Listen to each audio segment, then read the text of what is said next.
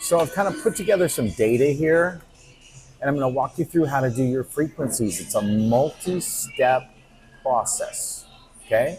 So we're looking at race because it's got multiple numbers, okay? Here are what they are, and you have to know this to be able to finish your Excel form, okay?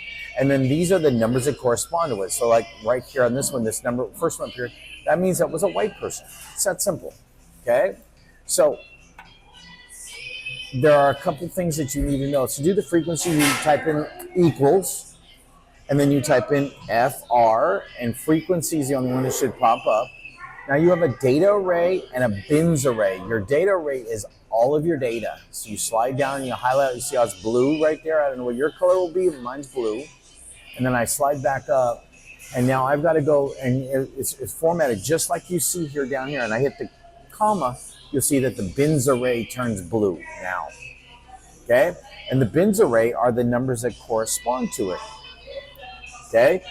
To finish this, I have to make it look just like the one below, which is this, and then I hit return, and there's my numbers, okay? I still don't know why it gives you a 0 here, just ignore it. Now, there are 30 participants here, okay? For me to know that, I can look at there and just go 30, but I really need that number. So to double check everything, I go to editing, auto sum, and I hit there, and now I know there's 30, okay? My biggest thing is I need to know this, which is your count, and this is your percentage. So I'm not going to do them all, but I'm going to do the first one. So you do an equal sign, then you do the number right next to it. I'm sorry, and then you hit divided by this number right here, and you hit enter. Okay? Now, it's always small to big here, small to big. Remember that if you're doing it, look at small to big. It's not big to small, small to big. Because if I did it the other way, equal sign, and I went big divided by small, I'm going to get like 7.5. I don't want that. I want this number right here.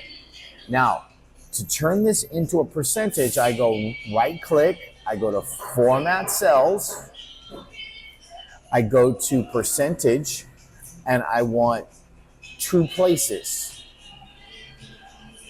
And then I hit OK, and it gives me 23.3%.